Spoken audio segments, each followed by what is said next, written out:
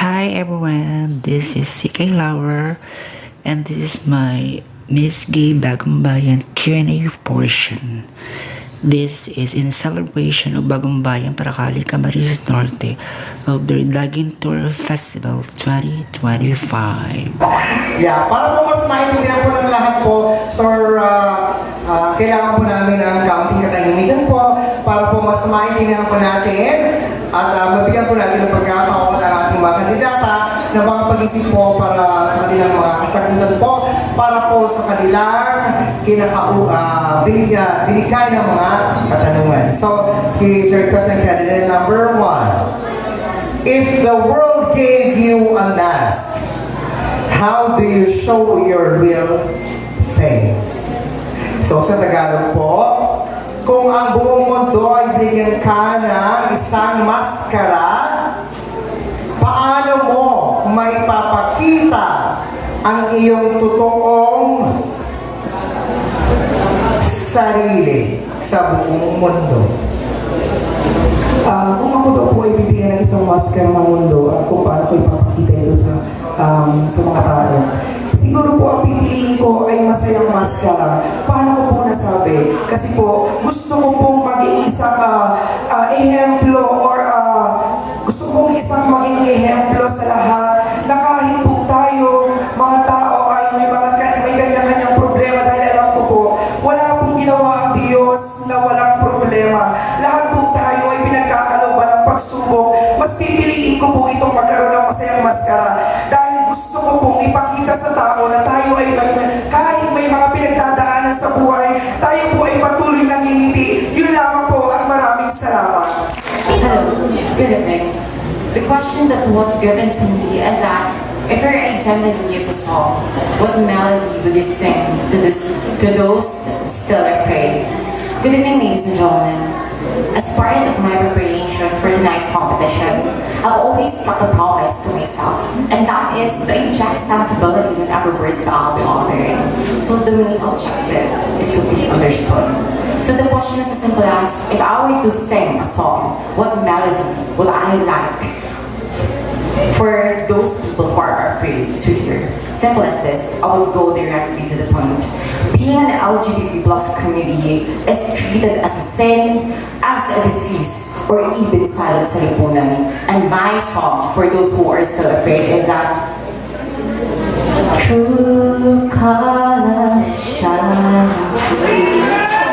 True colors, that's why I love you. So don't be afraid to let them show. 'Cause true colors are beautiful, like a rainbow. Ladies and gentlemen, rainbow is, and scientifically speaking, rainbow forms when light meets the drop of H2O. But let's always remember that every individual of us is a representation of rainbow for its diversity in vibrant colors. So I believe never be afraid and be unapologetic to show them your true colors, because you are you, they are them, and there is nothing wrong with you. What's wrong is in the society itself. So you don't have to be afraid. And the time that you will come out of the closet will come sooner or later. Thanks so much. And here is your question, candidate number 3. If society builds a box for you, how do you break it without breaking yourself? So I have to repeat it. If society builds a box for you, how do you break it without breaking yourself? Am I to translate it? Okay. Thank you so much for that very interesting question. Well then, first things first, I just would like to say that we members of LGBTQIA+ community has always been boxed in this society. We are marginalized, we are limited, so definitely we are used to it. Now the question is, if I'm gonna be boxed by the society that I am living in, how will I break it without breaking myself? I will definitely break it by simply being kind and being true to myself. My mom always taught me that no matter how hard and how harsh other people is to me, I should always kill them with kindness.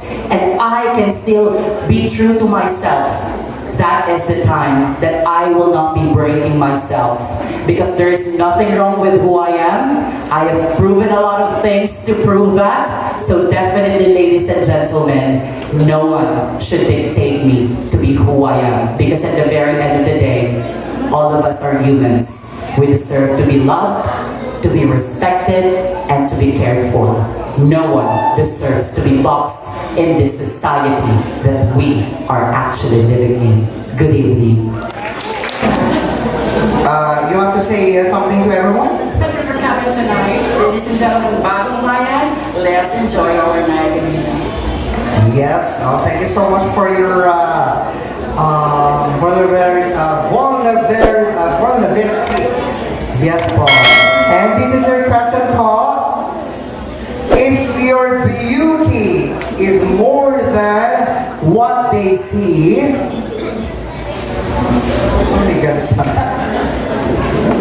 how do you make them feel it? So I have to repeat the question. If your beauty is more than what they see, how do you make them feel it? Sa Tagalog po, kung ang iyong kagandahan ay, ano ba sa Tagalog ang more than? Ay, mas higit sa kung ano ang nakikita nila, paano mo maipaparamdam ito sa kanila? And thank you for your wonderful question. I'm going to answer that question in a direct to the point. Hindi ko na kailangan pakabain pa. Kung ano man ang nakikita ng mga tao sa akin o higit pa man sa nakikita nila bilang sa paningin nila. Anyway, ako bilang isang tao, kabaliktaran eh. I am going to translate because baliktarin natin. Ang tingin sa akin ng mga tao ay napakaliit. Pero ang sa akin, ang puso ko ay galak na tumulong sa kung sino man ang kailangan ng tulong, kailangan ng aking presensya, dahil yon ang aking kaligayahan sa buhay at wala nang hihigit pa para makatulong sa ibang tao. Maraming salamat. Thank you so much, Kevin. Number 4. If your heart is a house, who lives inside it? Thank you so much. Thank you so much for that not a typical metaphorical question, but this is actually related to my story because I am taking Bachelor of Art in Science and Architecture, so basically I'm creating a design of a house. And in order for me to, if my heart is a house who lives inside me, well then definitely those young generations who's hiding themselves because they are afraid of invalidation because of their gender preference. I wasn't still being criticized for being too big and muscular. My muscles are too big, they say. And honestly, they really are. But instead of being insecure about it, which I think is a constant battle of choice, I just remind myself that I got this kind of body because of an ending training as I play volleyball in Barangay Bagumbayan in different competition. And if I am going to create a house, well then definitely I will include every members of LGBTQIA+ community who have fear to show their true colors. Because at the end of the day, as an architecture student, I do not just design space, but I design life. And I will never ever stop using my pencil until I design the life that I dream of for every LGBTQIA+ community member who's hiding themselves in the closet. Good evening.